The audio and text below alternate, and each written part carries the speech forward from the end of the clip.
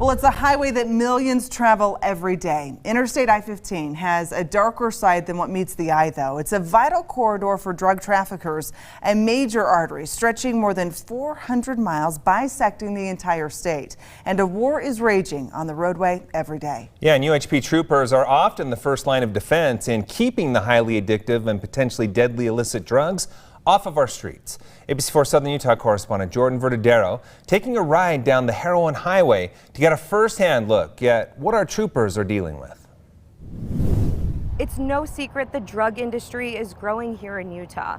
The trooper and officer I interviewed prefer to leave their names out of our report for fear of retribution from the Mexican cartel.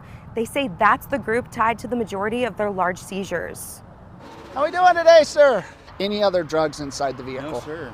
So what's going to be in this needle? You have the right to remain silent.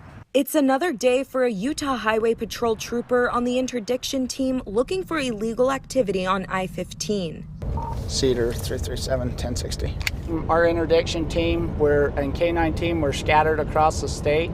We're just a part-time team, so we have the same responsibilities that any other patrol officer. Roughly a dozen troopers are tasked with identifying and stopping the traffickers who cruise this drug corridor. You can get anywhere in the country from using I-15. So anything coming out of the border on California, Arizona, places like that, it's going to come north, and Interstate 15 is the most logical choice for a lot of organizations to move a product north and then east across the country. It's a monumental task trying to slow the flow of illegal drugs. The cartels have an endless supply of money and desperate people lined up willing to transport the contraband. They go about their business and they don't have to worry about rules and procedure and rights. You know, they have one focus, and it's to move something from point A to point B and to make a profit.